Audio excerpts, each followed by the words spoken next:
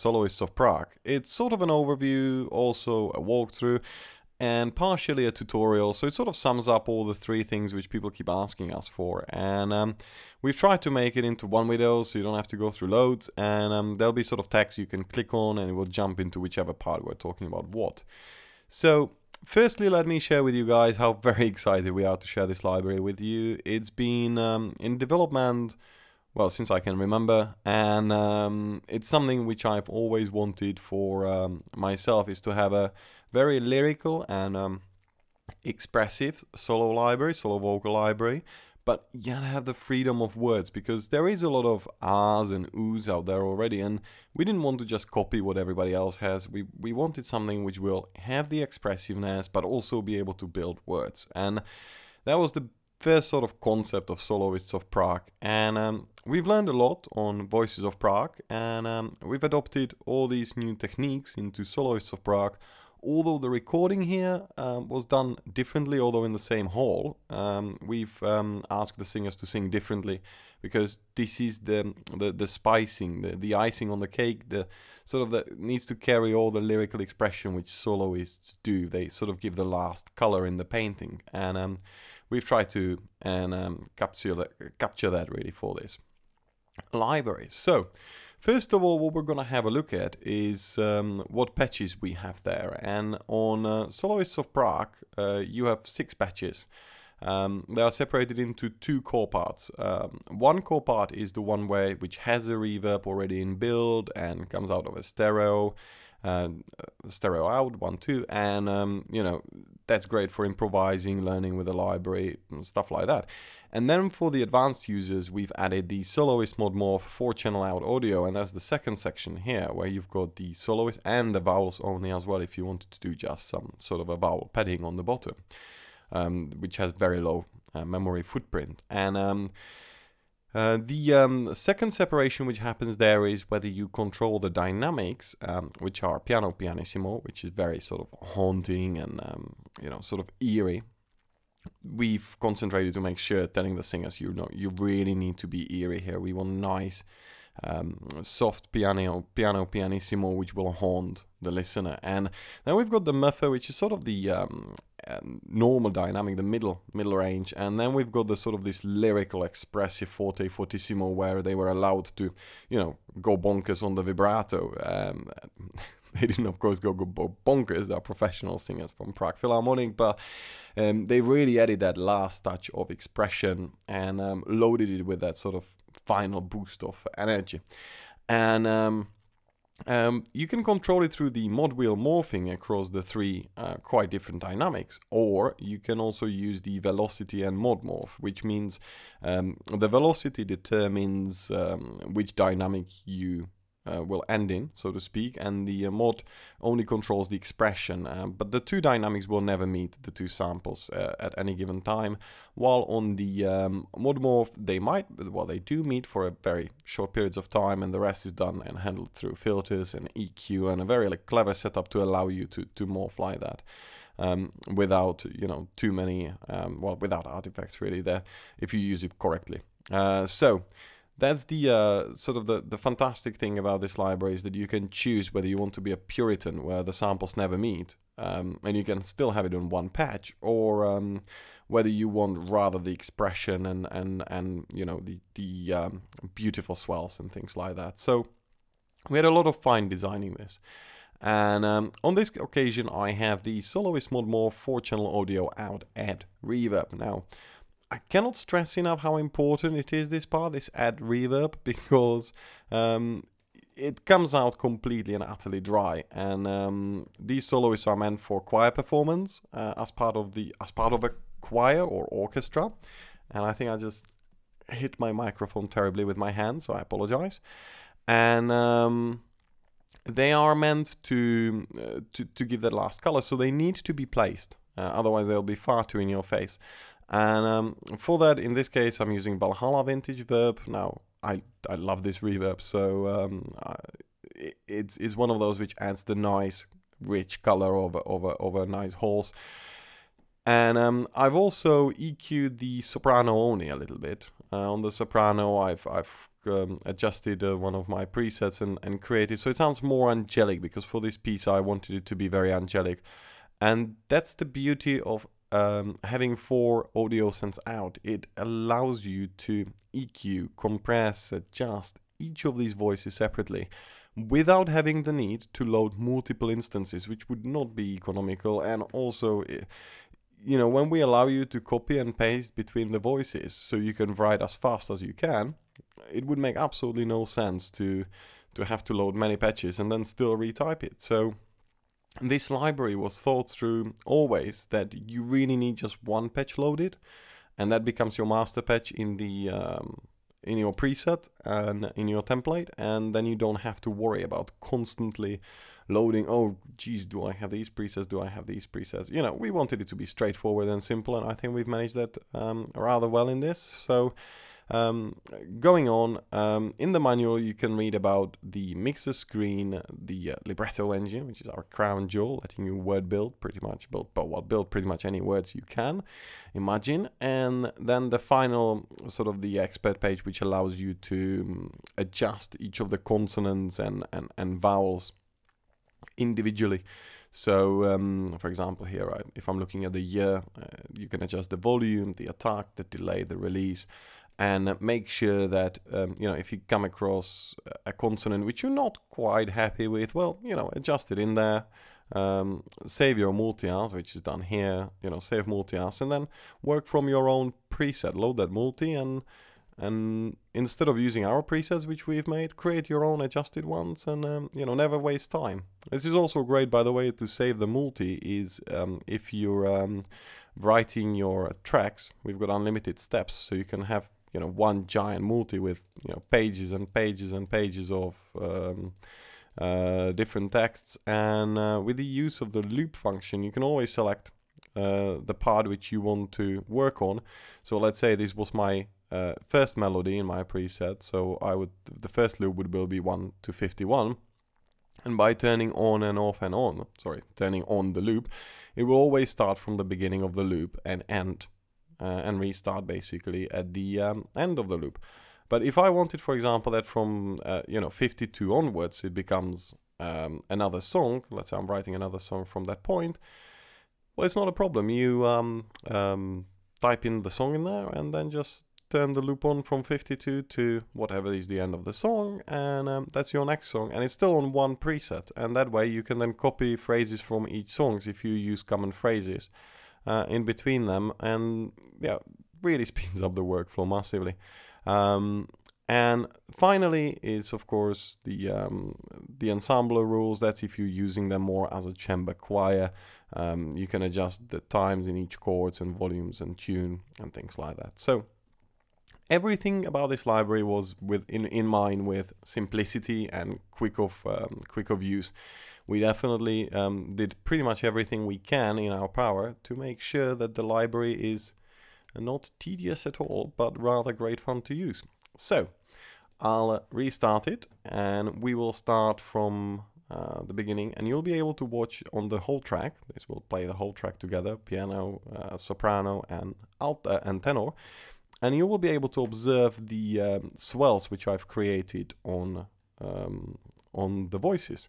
Now, each of these swells is usually either syllable or word, depends on what sounds better.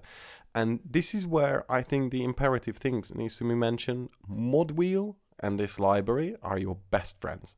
There is nothing better you can think of for this library, because mod wheel is almost like controlling how much breath does the singer give to it, if that makes any sense to you.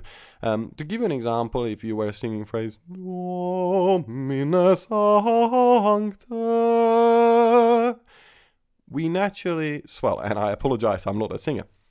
We naturally swell the syllables and the phrases. So with the mod wheel, you control that, and if you want realistic results, which this library can definitely deliver, you need to do those. So, you know, get accustomed to that. The other thing I'm using on this track is sustain pedal, and that's purely my laziness a bit, because I'm not a very good pianist, and I know that. I therefore use the sustain pedal so I can lift my finger and think of what note I'm gonna go on next, and make sure I hit it right, because I'm a bit of a clut on the piano.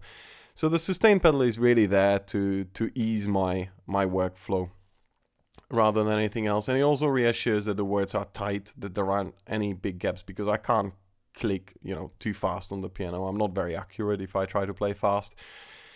So it can be used for word tightening at the end if it's on the same note, but it can also be used for general performance, which is how I've done it, because I've got the polylegato off, so there are no glides. Polylegato is if you want the glides between the vowels being connected.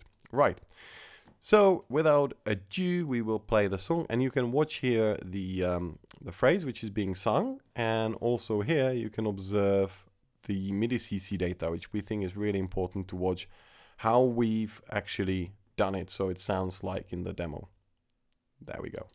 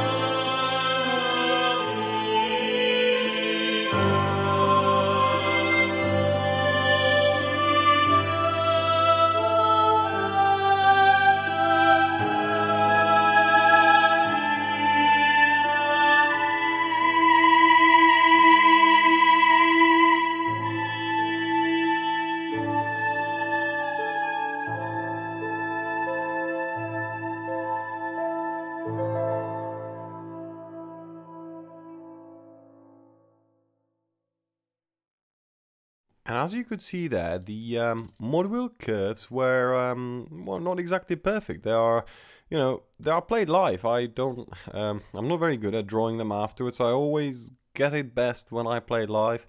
It just because I flow with the music when I play it. Well, if I then listen to it, I'm no longer in the same sync. So I would rather re-record the phrase if I've got the mod wheel wrong.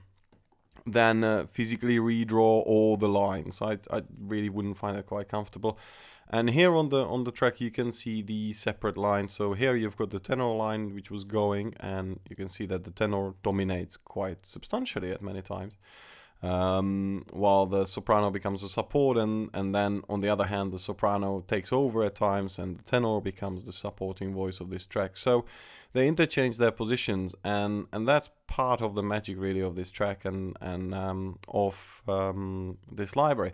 What I'll do now, because in this track the soprano wasn't really played much, it wasn't really heard clearly enough, I think, compared to the final mix which we've uploaded, where I think I've probably spent some time as well making sure that the volume balance was right. Here I've just got the penning done here, and the volumes are exactly the same, so maybe it would have been smarter if I've actually increased the volume of the soprano when I was playing it. But here you can hear the soprano on its own, so you get the feel for it. And again, watch closely how I phrased the mod wheel, because that's what makes her sing, really.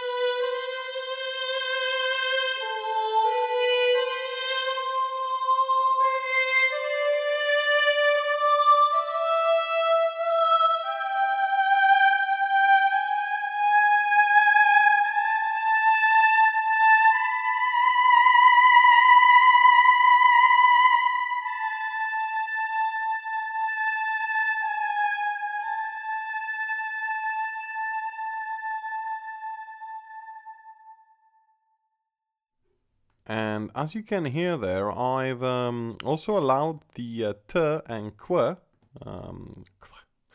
to be slightly overpronounced, and that is because in the final mix, when the piano is editing and they are playing all together, which you've heard at the beginning, it sort of would become not audible much, and I think it's really important to make sure that they are both audible.